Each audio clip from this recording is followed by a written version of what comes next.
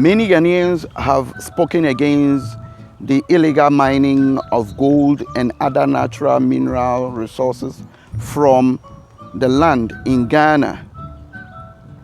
But some have also remained silent or quiet, meaning that they care less about the situation. Having forgotten that when we come to Ghana on vacation, we also drink from the tap water. We drink from the mineral bottles or the bottled water, the sachet water. We eat from the livestock that also drink from the river bodies that are being destroyed now because the illegal miners use cyanide and mercury, polluting and poisoning the river bodies. It is a serious matter that we all have to speak against it. These very important personalities are going to express their opinion, free and fair, devoid of insults, but serious about the issue. Before that, let's watch what they are going to tell us, and after, we share our opinion. Well, my view is that pollution of the environment affects everyone. First of all, human beings are the most important things in the community. So if we are not getting adequate and satisfactory levels of water to drink and use, our health is at stake. So because our health is at stake, something needs to be done. And it needs to be done so we can have pure drinking water, and anybody causing pollution should be prosecuted accordingly. We also have an issue of animals, wild animals, who also need nutrition, who are part of our environment, and therefore getting rid of pollution is important for the health and for the health chain of all of us. Well, as I understand it, we have all the policies that are necessary to have mining done in a way that does not pollute the environment. What we have to do simply is to make people aware that there's a price to be paid for not obeying the rules and regulations of Ghana. And that works its way right through all the society. So all we have to do now is to be sure that as of now, if things were not done in a way that is expected of them, that we make it clear that if the rules are not obeyed, there will be consequences. And we actually publicize what we are going to do and then take action, and then the action that we take also be publicized so people might know that there are consequences to be paid. It's not simply people just talking about it. Now there is also some talk that there are some people who are politicians or who are in government or who have connections in government who are actually undermining the government effort. But of course, we know that the law is the same for everyone. So whether you are a politician, a non-politician, a private citizen, we just have to be clear that we are going to enforce the law. In countries that they have a lot of mining, even here in Canada, there are rules and regulations that have to be followed. That's all we have to do. We have to be sure that we are insisting, not only saying that the rules have to be obeyed, but take the measures that are necessary, because we are in a dire situation where the environment is being ruined. No, I don't think that the government has failed. The government has just started to take some action. Apparently, some people were flouting the law, and somehow the flouting of the law was not counteracted. But recently, as I understand it, the army was sent in to take some action to try to enforce the stopping of the Galamsey, and something has been done. The question now is how long this is going to go on as far as the enforcing of the rules and regulations are concerned. Because if the rules and regulations are enforced, then the government will not have failed. On the other hand, if the action that is being taken now, I don't think that the government has exhausted all possibilities at all. It has just begun. Now we have a lot of equipment that has been seized, or some people say even destroyed. So this is a way of trying to stop the process. But the equipment must have come through the country at some point, and somebody must know why the equipment was brought into the country in the first place. So if something has not been done before, right now Ghanaians are crying out for action. So let's see what action can be done and followed up. So I think they started something.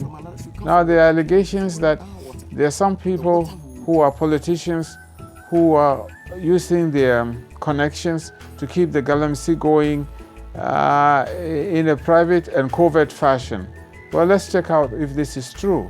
But let's be clear, and we would like the government to assure the public that everybody in Ghana is subject to the law. Whether they are politicians, whether they have contacts with other people, the law is the law. And as the president says, if Galamsey is illegal, then the Galamsey should be brought to a halt quickly. And that is the end of the story, as far as I can see. That I can't say. I do think that people are complaining that there's corruption in the sense that things are not being done according to law. But only the people in Ghana can enforce the rules and regulations. I think when people mention corruption, they are saying that the rules and regulations are not being observed.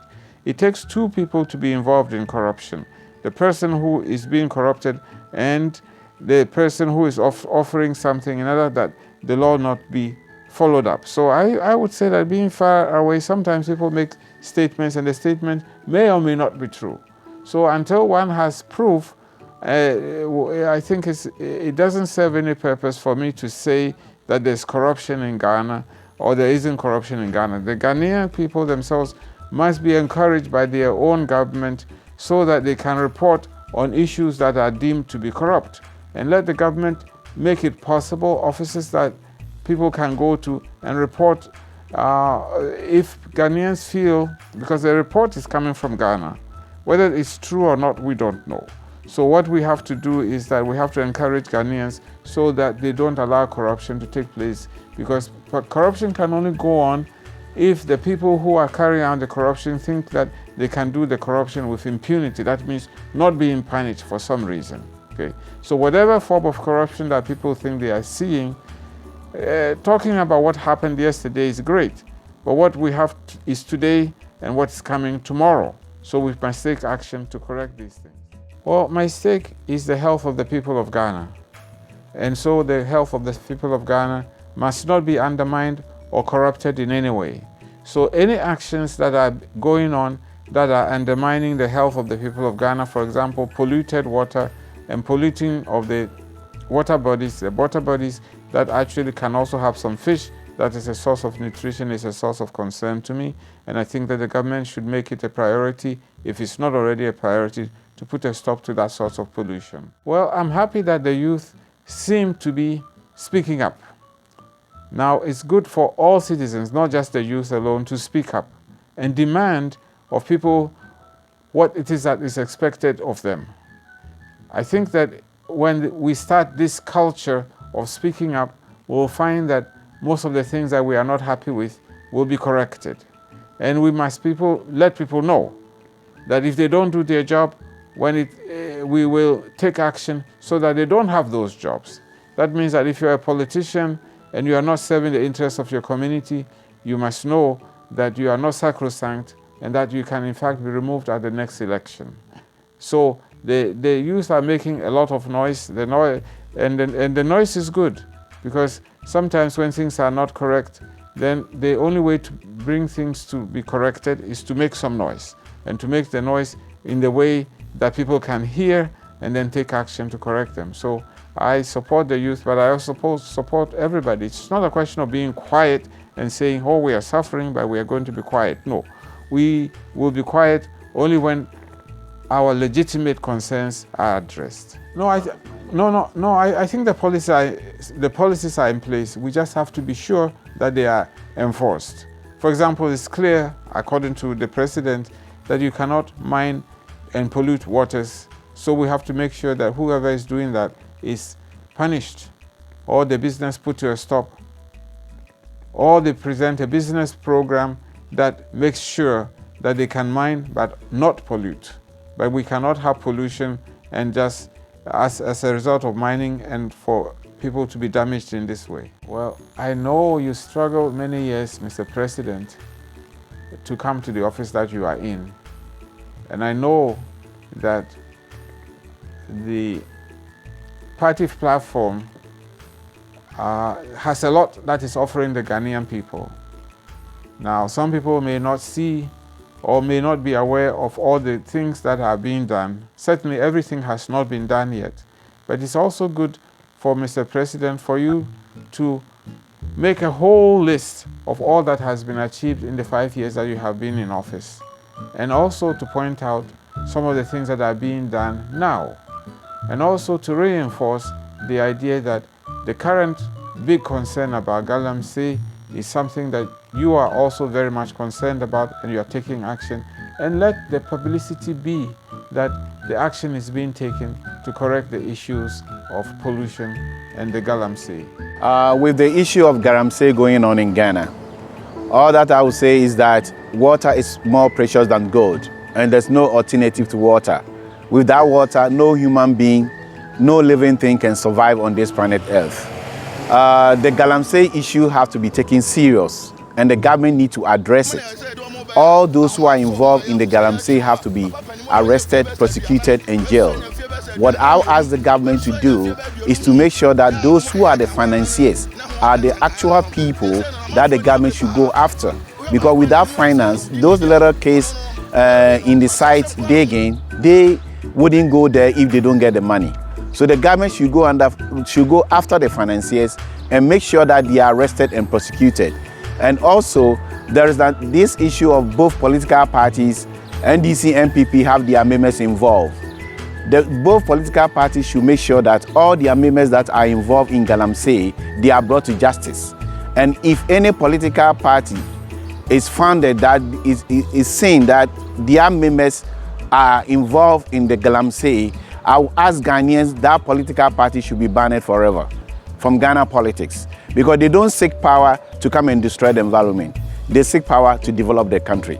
Yes, I do agree with the people who are saying that the government has failed. The government has been given the constitutional power to govern the country and make sure that the safety and security of our land and our environment is protected. If the government have all the powers and all these things are going on and the government cannot address it, then the government have disappointed the people of Ghana. I will encourage the government that it has to use all its constitutional powers to make sure that this Galamsey is brought to an end. Because those who are doing the Galamsey should be seen as environmental terrorists. They are not coming with guns. They are destroying our water bodies, our land, our forestry to destroy us from our land. So they should be seen as environmental terrorists. And they shouldn't be given a chance to destroy the environment whereby everybody will die by drinking, poisonous water.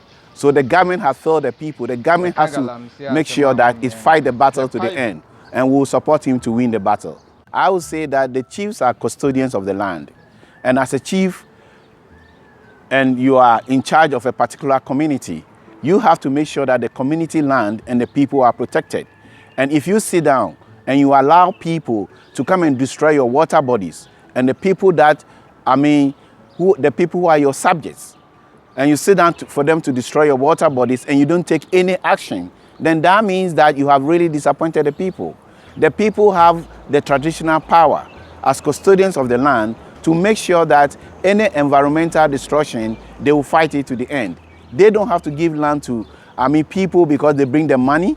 No, land is more precious than money. And that is the only land we have, which we need to protect. If we destroy our land, where are we going to live? There's no place for us to go and live. So the chief have to make sure that they also get involved in the fight against Galamsey. They shouldn't give land to anybody who will come and mine and destroy the environment. That is my opinion. As I said earlier on, both political parties, NPP, NDC, when it's found that their members are involved, the party executive and the party official have to make sure that those members that are involved in Galamsey, they are brought to justice.